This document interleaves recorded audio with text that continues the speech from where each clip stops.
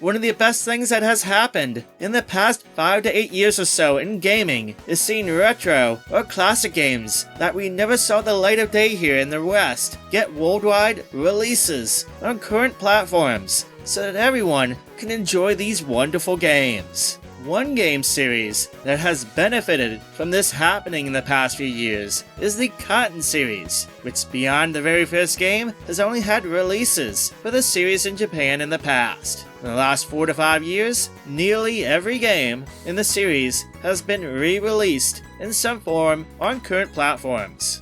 Things first kicked off with Cotton Reboot, which not only included a remastered modern version of the original game, it also included the classic X68000 version. Cotton 100%, originally a Super Famicom exclusive, was the next one to get a re-release. After that came Panorama Cotton, a rail shooter, which was originally exclusive to the Sega Mega Drive. Now everyone can enjoy these games. Even the Sega Saturn Japanese exclusives, Cotton 2 and Cotton Boomerang, got re-releases in the last few years. To top it off, we even got a brand new game in the series, something I'd never thought would happen.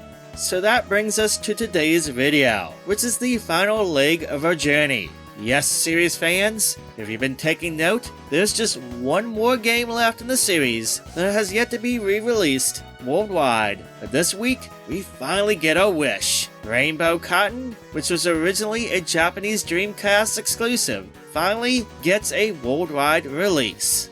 That said though, we are not just getting a simple port. What we're getting is actually a remake. The original game has been remade while retaining the original intended look from the Dreamcast release. It now has a new widescreen presentation, new HD graphics, and a new updated UI. The game's performance is at a rock-solid 60 FPS, and the anime cutscenes have been all upscaled and cleaned up, though thankfully they still retain their original 4:3 aspect ratio.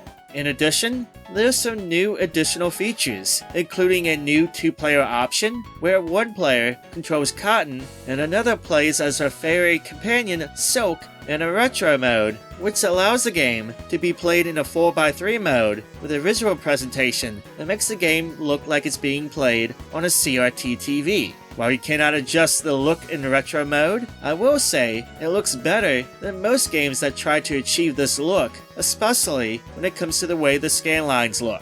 Finally, the game has new English subtitles. Again, the original game was originally released in Japan only, so it's nice to see and know what is going on now when it comes to the in-game cutscenes. Finally, rumble support has been added, as well as a new lock-on targeting feature to help make blasting those enemies a little bit easier. Now as far as gameplay goes, unlike most games in the Cotton series, Rainbow Cotton is not a horizontal shooter. It's an on-rail shooter, like Space Harrier or the Panzer Dragoon games, and it's a direct sequel to Panorama Cotton, the Sega Mega Drive, which was the first game in the series to be of that style. As the game progresses forward, players have full movement around the screen, and at times, players can branch off to different paths in a level depending on the location on the screen. Even though the gameplay is a bit different, it does have the series gameplay trademarks. You're able to collect crystal power-ups to enhance and level up Cotton's firepower, as well as earn magic spells that you can cast, and bombs. Players can also rescue fairies, and they can act like options, just like in past games, to help with additional firepower. Rainbow Cotton is a fun, colorful game.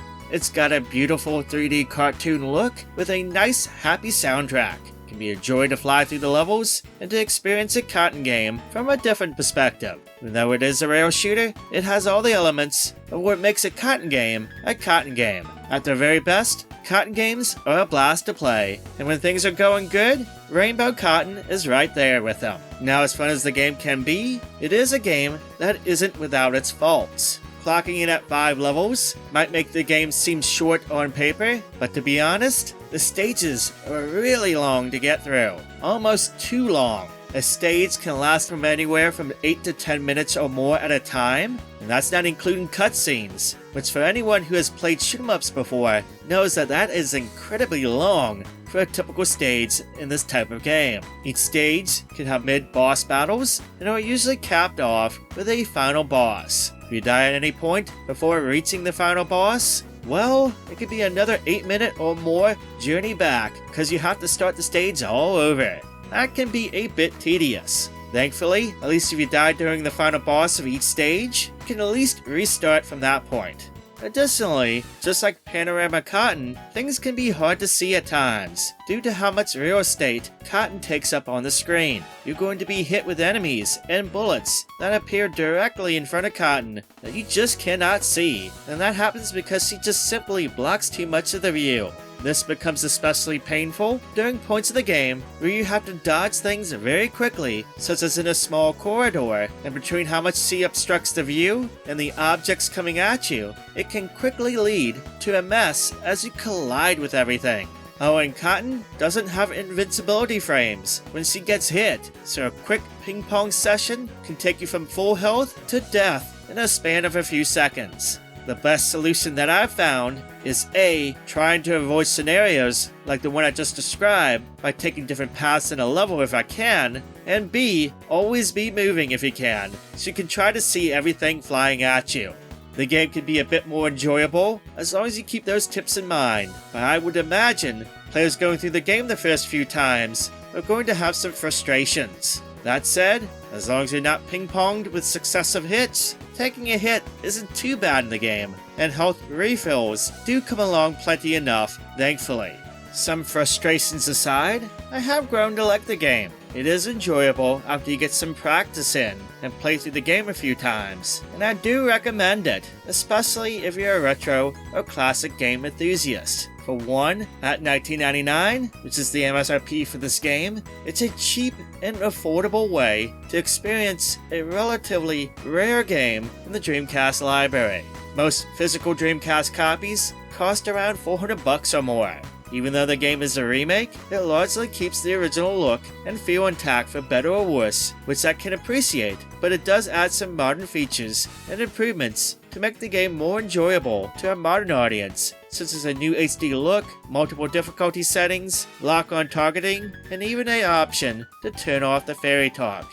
Oh, by the way, while I'm on the subject, you're going to want to turn off the fairy talk.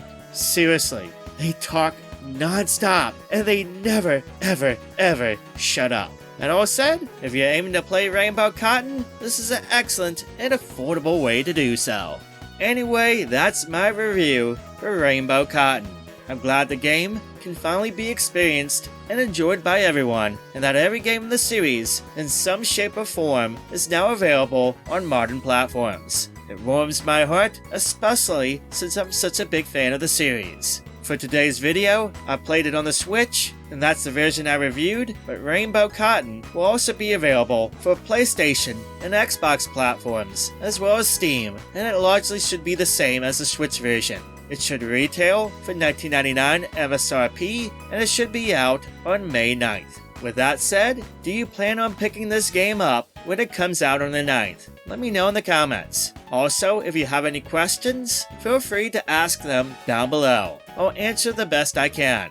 In the meantime, I know that some will ask, is there a physical edition, or will there be a physical edition? As far as I know, there isn't any plans yet for a physical release in North America, but there is a Japanese physical version out there, if you want to pick that one up. No idea if it will be updated with an English text option, but being a shoot 'em up, it is a game that isn't too hard to understand how to play, and it should be pretty import friendly if you do decide to opt for that version. Anyway, that's all from me today. Thank you for watching and subscribing. I hope you have a wonderful day, and I'll catch you on the next video.